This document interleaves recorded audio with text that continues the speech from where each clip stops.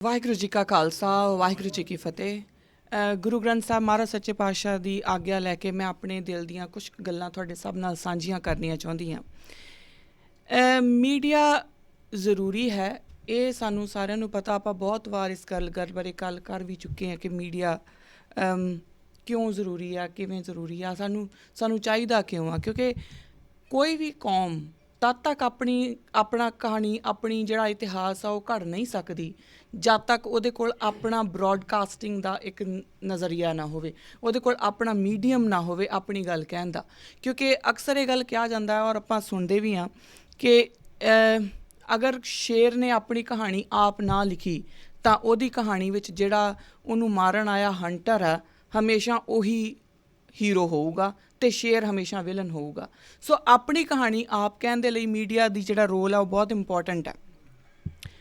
ਹੁਣ ਅਗਲੀ ਗੱਲ ਆਉਂਦੀ ਹੈ ਕਿ ਅਕਾਲ ਚੈਨਲ ਕੈਸਾ ਕੰਮ ਕਰ ਰਿਹਾ। ਇਹ ਸਾਨੂੰ ਹੁਣ ਅਸੀਂ ਇਸ ਸਟੇਜ 'ਤੇ ਆ ਗਏ ਹਾਂ ਜਿੱਥੇ ਆਪਾਂ ਆਪਣੀਆਂ ਅੱਖਰਾਂ ਦੇ ਵਿੱਚੋਂ ਬਾਹਰ ਨਿਕਲ ਕੇ ਸਿੰਬਲ ਸਮਝਣੇ ਸ਼ੁਰੂ ਕਰੀਏ। ਜਿਸ ਦਿਨ ਅਕਾਲ ਚੈਨਲ ਇੰਡੀਆ ਵਿੱਚ ਬੈਨ ਹੋਇਆ ਸੀ, ਸਾਨੂੰ ਉਸ ਦਿਨ ਸਮਝ ਜਾਣਾ ਚਾਹੀਦਾ ਹੈ ਕਿ ਅਕਾਲ ਚੈਨਲ ਕੈਸਾ ਕੰਮ ਕਰ ਰਿਹਾ ਹੈ। ਕਿਉਂਕਿ ਤੁਹਾਡੀ ਆਵਾਜ਼ ਬੈਨ ਉਦੋਂ ਹੀ ਹੁੰਦੀ ਆ ਜਦੋਂ ਕਿਤੇ ਨਾ ਕਿਤੇ ਕੁਛ ਨਾ ਕੁਛ ਸੱਚ ਬੋਲ ਰਹੀ ਹੋਏ। ਸੋ ਅਕਾਲ ਚੈਨਲ ਦਾ ਕੰਮ ਕੈਸਾ ਹੈ, ਕਿਵੇਂ ਦਾ ਕੰਮ ਕਰ ਰਿਹਾ ਹੈ, ਟੀਮ ਕਿਵੇਂ ਦਾ ਕੰਮ ਕਰ ਰਹੀ। ਮੈਨੂੰ ਇਹਨਾਂ ਦੇ ਨਾਲ ਕੰਮ ਕਰਦੇ ਮੈਨੂੰ ਲੱਗਦਾ 2 ਸਾਲ ਹੋ ਗਏ। ਮੈਂ ਜਿਸ ਦਿਨ ਸ਼ੁਰੂ ਕੀਤਾ ਸੀ ਜਗਜੀਤ ਸਿੰਘ ਹੁਣਾਂ ਨੂੰ ਮੈਂ ਪਹਿਲੇ ਦਿਨ ਕਿਹਾ ਸੀ, ਮੈਂ ਕਿਹਾ ਤੁਸੀਂ ਮੈਨੂੰ ਇਹ ਨਹੀਂ ਦੱਸੋਗੇ ਕਿ ਮੈਂ ਕੀ ਬੋਲਣਾ ਹੈ ਅਤੇ ਕੀ ਨਹੀਂ ਬੋਲਣਾ। ਔਰ ਉਹਨਾਂ ਨੇ ਮੈਨੂੰ ਕਿਹਾ ਕਿ ਤੁਸੀਂ ਫ੍ਰੀ ਆ, ਬਸ ਉਹ ਫੈਕਚੁਅਲ ਹੋਣਾ ਚਾਹੀਦਾ, ਜੋ ਵੀ ਬੋਲੋ। ਇਹ ਨਹੀਂ ਕਿ ਆਪਣੇ ਕੋਲੋਂ ਕੋਈ ਮਨ ਘੜਤ ਕਹਾਣੀ ਲੈ ਕੇ ਆ ਜਾਓ। ਮੈਂ ਫੈਕਚੁਅਲ ਰਹੀ ਹਾਂ ਅਤੇ ਉਹਨਾਂ ਨੇ ਕਦੀ ਮੈਨੂੰ ਕਿਹਾ ਵੀ ਨਹੀਂ ਕਿ ਤੁਸੀਂ ਆਹ ਨਹੀਂ ਬੋਲ ਸਕਦੇ ਜਾਂ ਇਹਦੇ ਨਾਲ ਸਾਡੀ ਇੱਕ ਪਰਟੀਕੂਲਰ ਜਿਹੜੇ ਤਰ੍ਹਾਂ ਦੇ ਆਡੀਅੰਸ ਆ ਉਹ ਹਰਟ ਹੋਊਗੀ ਜਾਂ ਉਹ ਪਾਸੇ ਹੋ ਜਾਊਗੀ। ਸੋ ਮੈਂ ਜਿਵੇਂ ਵੀ ਗੁਰੂ ਪਾਤਸ਼ਾਹ ਨੇ ਜਿੰਨਾ ਕੁ ਹੁਕਮ ਦਿੱਤਾ ਓਨੇ ਕੁ ਹਿਸਾਬ ਦੇ ਨਾਲ ਮੈਂ ਆਪਣੇ ਵੱਲੋਂ ਆਪਣੀਆਂ ਗੱਲਾਂ ਕਹਿਣ ਦੀ ਕੋਸ਼ਿਸ਼ ਕਰਦੀ ਰਹੀ ਹਾਂ। ਛੱਜੂ ਝੀਰ ਅੱਜ ਵੀ ਜੀਂਦੇ ਨੇ ਅਤੇ ਉਹਦੀ ਜਿਹੜੀ ਹੈਗੀ ਆ ਇੱਕ ਐਗਜ਼ਾਮਪਲ ਆ। ਕਿਉਂਕਿ ਜਦੋਂ ਮੈਨੂੰ ਕਦੀ ਕੋਈ ਕਹਿੰਦਾ ਨਾ ਆ ਕੇ ਕਿ ਤੁਹਾਡਾ ਪ੍ਰੋਗਰਾਮ ਦੇਖਿਆ ਸੀ ਬਹੁਤ ਵਧੀਆ, ਅਤੇ ਮੈਂ ਉਦੋਂ ਗੁਰੂ ਪਾਤਸ਼ਾਹ ਨੂੰ ਕਹਿੰਦੀ ਹਾਂ ਕਿ ਮਹਾਰਾਜ ਸੱਚੇ ਪਾਤਸ਼ਾਹ ਮੈਂ ਜਦੋਂ ਆਪਣੀ ਬੁੱਧ ਨਾਲ ਸੋਚਿਆ ਕਰਦੀ ਸੀ ਅਤੇ ਮੈਂ ਕਹਿੰਦੀ ਸੀਗੀ ਕਿ ਗੁੰਗਾ ਬੰਦਾ ਗੀਤਾ ਦੇ ਅਰਥ ਨਹੀਂ ਕਰ ਸਕਦਾ, ਅਤੇ ਤੂੰ ਸਿੱਧ ਕੀਤਾ ਕਿ ਗੁੰਗਾ ਬੰਦਾ ਗੀਤਾ ਦੇ ਅਰਥ ਕਰਦਾ ਅਤੇ ਮੇਰੇ ਹੀ ਥਰੂ ਕਰ ਦਿੱਤਾ, ਮੇਰੇ ਹੀ ਥਰੂ ਸਿੱਧ ਕੀਤਾ। ਕਿਉਂਕਿ ਹਰ ਬੰਦੇ ਨੂੰ ਆਪਣੀ ਔਕਾਤ ਦਾ ਪਤਾ ਹੁੰਦਾ। ਬਾਹਰ ਆਪਾਂ ਭਾਵੇਂ ਜਿੰਨੀ ਮਰਜ਼ੀ ਰੌਲਾ ਪਾਈ ਚਲੀਏ, ਮੈਨੂੰ ਪਤਾ ਮੈਂ ਕਿੰਨੇ ਕੁ ਪਾਣੀ 'ਚ ਹਾਂ, ਮੈਨੂੰ ਪਤਾ ਮੇਰੇ ਪੱਲੇ ਕੀ ਆ, ਅਤੇ ਮੈਨੂੰ ਪਤਾ ਮੇਰੇ ਗੁਰੂ ਨੇ ਆਪ ਸਭ ਦੇ ਰੂਬਰੂ ਹੋਣ ਦਾ ਮੈਨੂੰ ਮੌਕਾ ਦਿੱਤਾ ਜਿੱਥੇ ਮੈਂ ਬੈਠਣ ਦੇ ਵੀ ਕਾਬਿਲ ਨਹੀਂ ਸੀ, ਜਿੱਥੇ ਮੇਰੀ ਇੰਨੀ ਔਕਾਤ ਹੀ ਨਹੀਂ ਸੀਗੀ ਕਿ ਮੈਂ ਉੱਥੇ ਬੈਠ ਸਕਦੀ। ਪਰ ਮੇਰੇ ਗੁਰੂ ਨੇ ਮੈਨੂੰ ਨਾ ਸਿਰਫ ਤੁਹਾਡੇ ਸਾਰਿਆਂ ਦੇ ਰੂਬਰੂ ਹੋਣ ਦਾ ਮੌਕਾ ਦਿੱਤਾ, ਆਪਣੇ ਸਾਹਮਣੇ ਬੋਲਣ ਦਾ। ਕਿਉਂਕਿ ਮੈਂ ਸ਼ਾਇਦ ਦੁਨੀਆ ਦੀਆਂ ਬਹੁਤ ਵੱਡੀਆਂ ਸਟੇਜਿਸ 'ਤੇ ਵੀ ਬੋਲਿਆ, ਪਰ ਕਦੀ ਵੀ ਮੇਰੀਆਂ ਲੱਤਾਂ ਨਹੀਂ ਕੰਬਦੀਆਂ। ਜਦੋਂ ਗੁਰੂ ਗ੍ਰੰਥ ਸਾਹਿਬ ਮਹਾਰਾਜ ਸੱਚੇ ਪਾਤਸ਼ਾਹ ਸਾਹਮਣੇ ਬੋਲਣਾ ਹੁੰਦਾ ਮੇਰੇ ਹੱਥ ਠੰਡੇ ਹੋ ਜਾਂਦੇ ਆ।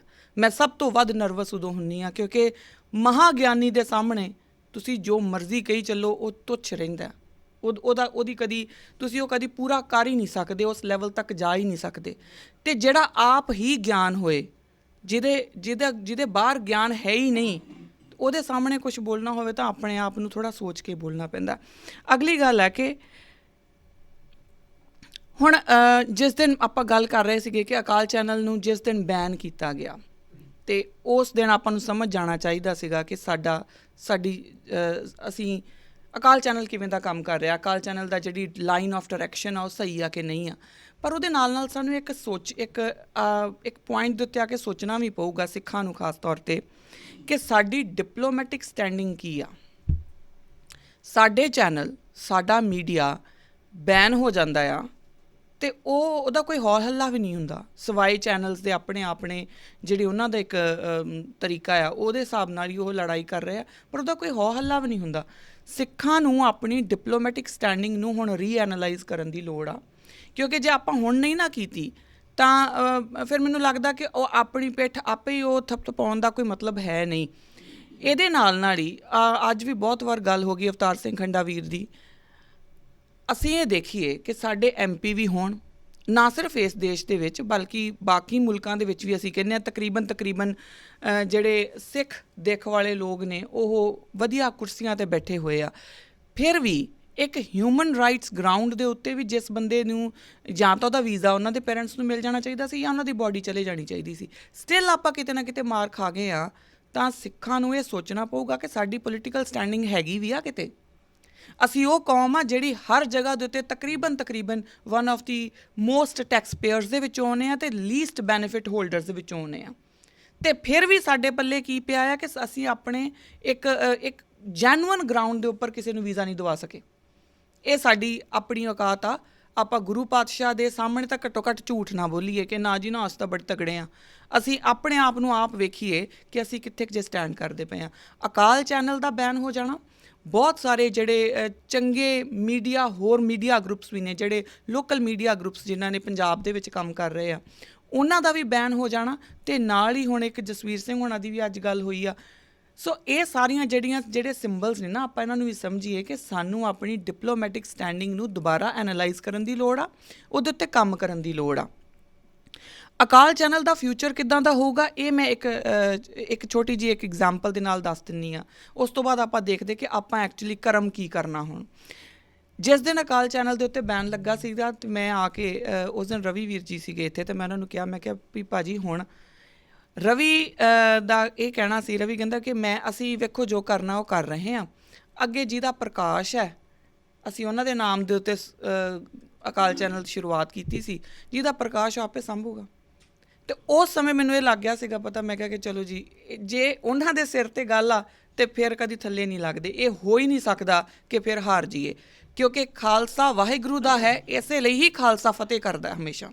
ਉਸ ਤੋਂ ਬਿਨਾਂ ਅਦਰਵਾਈਜ਼ ਹੋਰ ਕੋਈ ਵੱਡੀ ਗੱਲ ਨਹੀਂ ਆ। ਵਾਹਿਗੁਰੂ ਜੀ ਕਾ ਖਾਲਸਾ ਅਤੇ ਵਾਹਿਗੁਰੂ ਜੀ ਕੀ ਫਤਿਹ ਹੀ ਹੈ। ਪਰ ਹੋਣੀ ਖਾਲਸੇ ਦੇ ਜ਼ਰੀਏ ਹੈ ਨਾ, ਖਾਲਸੇ ਨੂੰ ਹੀ ਵਿੱਚ ਮੀਡੀਅਮ ਬਣਾਇਆ ਨਾ, ਪਰ ਖਾਲਸਾ ਵਾਹਿਗੁਰੂ ਦਾ ਹੀ ਰਹਿਣਾ ਚਾਹੀਦਾ।